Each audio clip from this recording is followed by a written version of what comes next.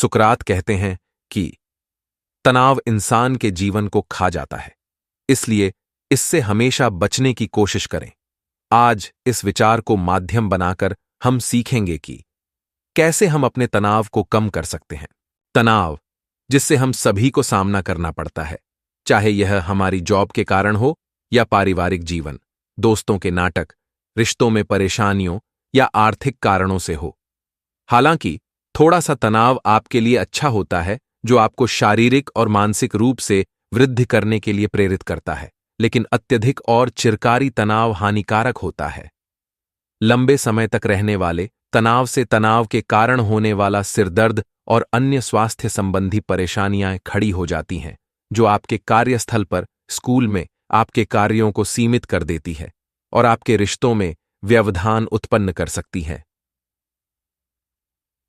तनाव को अपने जीवन पर हावी होने देने की अपेक्षा तनाव प्रबंधन की कुछ विधियों को अपनाएं, जिससे अपने स्वास्थ्य को खतरे में डालने से पहले ही आप तनाव से निपट सकें और भविष्य में होने वाले तनाव से बच सकें। सचेत रहें, क्योंकि तनाव की शुरुआत हमारी सोच से होती है। आपका शरीर खतरनाक घटनाओं के लिए बहुत प्रभावी प्रतिक्रिया देता है, जिससे आपकी लड्डो या भागो वाली प्रतिक्रिया प्रेरित होती है, जो आपको रास्ते में चलती हुई कार में से कूदकर बाहर आने और अपनी जान बचाने की अनुमति देती है। इस प्रतिक्रिया के कारण आपका हृदय रक्त से अत्यधिक भर जाता है, नाड़ी तेज हो जाती है और मांसपेशियां तनावयुक्त हो जाती हैं। आपको अपने शरीर के तनाव की प्रतिक्रिया का मुकाबला करना सीखना चाहिए, जिससे आप इन पर ब्रेक लगा सकें और अपने शरीर को विश्राम दे सकें। विचारों के उन प्रकारों को पहचानें जो तनाव उत्पन्न करते हैं। आप अनुत्पादक, नकारात्मक विचारों को अनुभव कर सकते हैं, जिससे चिंता या घबराहट उत्पन्न हो सकती है, जो तनाव के हार्मोन्स को निकालने का ट्रिगर हो सकती है। यह एक प्रतिक्रिया है जो तब उचित होती है जब आप कहें कि आप किसी तनावयुक्त स्थिति में फंसे हैं, जैसे आपके रास्ते में भालू आ जाना, लेकिन ट्रैफिक के कारण काम पर जाने में देरी हो जाने के लिए यह उचित नहीं हो सकती। सामान्य तनावपूर्ण विचारों को नोटिस करके पहचानें। अगर ये इन कैटेगरी में आते हों तो होगा या होना चाहिए। वक्तव्य आपसे होगा, होना चाहिए या नहीं होगा जैसी सख्त चीजों की लिस्ट आपके पास होती है, और जब आप इन नियमों का पालन नहीं कर पाते तो आपको तनाव या चिंता अनुभव कराती है। किसी घटना से डरना, कैटास्ट्रोफाइजिंग। आप बदतर स्थिति या चीजों के अनुपात से बाहर हो जाने की अपेक्षा करते हैं, लेकिन छोटी परेशानियां भयावह या विनाशक होती हैं। ताम सब कुछ या कुछ भी नहीं करने की सोच। आप चीजों को अच्छे या बुरे रूप से सिर्फ श्वेत या श्याम ही देखते हैं, इसकी बजाय मानवता की जटिलताओं या ग्रे एरिया की जानकारी रखें, जिसे आप जान पाएं कि चीजें या तो गलत होती हैं या फिर सही, इनके बीच का कुछ भी नहीं होता है। कोपा में क्या? अगर आप जिन चीजों से डरते हैं उनके बारे में आंतरिक वार्तालाप के द्वारा खुद पता कर सकते हैं, जैसे अगर मेरे बच्चे को चोट लग गई तो क्या होगा, अगर मुझे जेल हो जाए तो क्या होगा, अगर मुझे देर हो गई तो क्या होगा, और इसी प्रकार अन्य। अपने विचारों की फिर से रचना करें। कभी कभी तनावपूर्ण स्थित सिर्फ परिप्रेक्ष्य की बात होती है। उदाहरण के लिए निराशावाद, जो हमारे खुद के द्वारा रखे गए परिहार्य या टालने योग्य तनाव का एक उत्तम उदाहरण है। नकारात्मकता पर फोकस करने और घबराहट उत्पन्न करें वाली परेशानियों पर ध्यान देने की बजाय सकारात्मकता पर ध्यान लगाएं। मबायने तरीसीफ तहाक्तस बादाम। नकारात्मक सोच से नकारात्मक मनोस्थिति बनती है और सकारात्मक सोच सकारात्मक मनोस्थिति की ओर ले जाती है। जब भी आप बुरा महसूस करें, अपने विचारों पर ध्यान दें कि उस समय आप खुद से क्या कहते हैं। अपनी नकारात्मक सोच को घुमाकर सकारात्मक सोच बनाने की कोशिश करें। उदाहरण के लिए, आप खुद के लिए सोच सकते हैं कि मैं कभी अपना काम खत्म नहीं कर पाऊंगा। अपनी नकारात्मक सोच को चुनौती दें। सच चाहे जो भी हो, उसे खुद से पूछना तनावयुक्त सोच से मुकाबला करने का एक अन्य रास्ता है। किसी सोच को तुरंत सच मान लेने की बजाय आपके विचारों के विवाद और अस्वीरात्मकता से आप अपने विचारों को निष्पक्ष रूप से देख सकते हैं। आपको प्रभावित करने वाली परेशानियों के बारे में जानकारी की 2 कैटेगरी लिखें। एक कॉलम तनावयुक्त विचारों के साक्ष्य के लिए और दूसरा इनके विरुद्ध साक्ष्य के लिए बनाएं। पावर माल्ट, या अगर आपके पास पेपर और समय न हो तो मानसिक रूप से इसका अभ्यास करने की कोशिश करें। उचित कॉलम में साक्ष्य लिखें।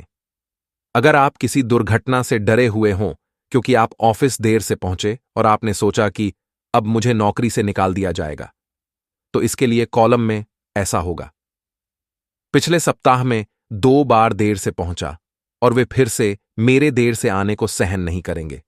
जबकि विरोधी कॉलम ऐसा होगा: मेरे बॉस ने कहा था कि वो समझते हैं कि मुझे काम पर आने से पहले अपने बेटे को प्री स्कूल में छोड़ना पड़ता है। हमारे पास समय और उपस्थिति नीति है जो समय की निश्चित संख्या के लिए मेरे देर से पहुंचने पर गुंजाइश देती है और मैं किसी नजदीकी बिंदु पर नहीं हूं। और इसी प्रकार कुछ और लिख सकते हैं। स्वीकार करें कि तनाव अपरिहार्य है। अपने तनाव को कम करने और तनाव का सामना करना सीखने के लिए आप कदम उठा सकते हैं, लेकिन आप कभी भी पूरी तरह से तनाव से मुक्ति नहीं पा पाएंगे। तनाव भारी उत्तेजनाओं या कथित धमकियों के प्रति एक स्वस्थ प्रतिक्रिया के रूप में एक उद्देश्य पूरा करता है और इसका भी स्वस्थ फैशन में समान रूप से सामना किया जा सकता है। 18 तनाव उत्पन्न करने वाले कारक जो अपरिहार्य हो सकते हैं उनमें शामिल हैं स्कूल का काम, परीक्षाएं, नवजात बच्चे, शादी करना या शादी टूटना।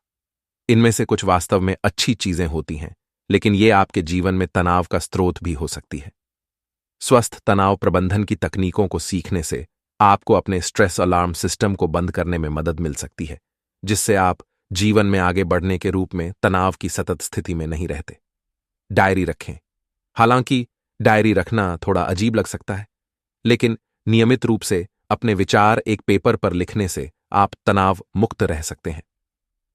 अगर आप खुद को कुछ भावनात्मक या मानसिक तनाव के कारणों में फंसा हुआ अनुभव करते हैं तो इसके बारे में अपनी पत्रिका में लिखें।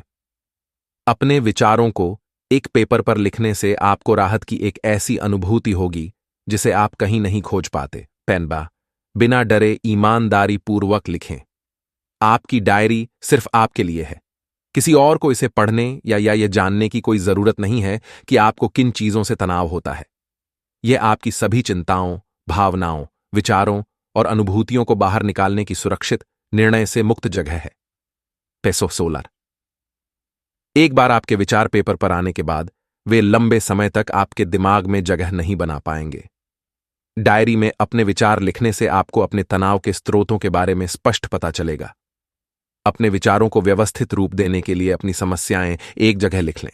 जब तक आपके विचार व्यवस्थित नहीं होंगे, आप साफ और सीधा नहीं सोच पाएंगे, जिससे कंफ्यूजन होगा और जो तनाव का कारण बनेगा। अपने जीवन को व्यवस्थित करें। अक्सर तनाव अभिभूत होने की अनुभूति के साथ उत्पन्न होता है। अपने काम करने की सूची पर नजर रखने के लिए एक प्लानर का उपयोग करें। अपनी मेज साफ करें और घर के काम और पेपर वर्क को व्यवस्थित करने के लिए एक उपयोगी तरीका खोजें। व्यवस्थित रहें और अपनी प्राथमिकताओं को पहला स्थान दें, जिससे व्यवस्थित टुकड़ों में अपनी जिम्मेदारियों को बांट सकते हैं और उन चीजों पर फोकस कर सकते हैं जो वास्तव में आपके लिए जरूरी हैं। यथासंभव तनाव से बचें। सुनने में बहुत आसान लगता है ना? परंतु कभी कभी तनाव के कारणों से दूर रहना बहुत मुश्किल होता है। अगर आप जानते हो कि कोई व्यक्ति विशेष या गतिविधि से आपका तनाव उत्पन्न होता है, तो उन्हें खुद से दूर कर दें या अपनी जिंदगी से दूर कर दें, या यथासंभव सीमित मात्रा में उनके संपर्क में आएं। अवांछित तनाव के कम से कम 7 मानक यहां दिए गए हैं। इन मुद्दों से सावधान रहें। खुद के द्वारा खर्च किए गए पैसों के बारे में तनाव लेना, जैसे मॉल में बहुत ज्यादा खर्च हो जाना, परिवार या दोस्तों की उधारी चुकाना आदि।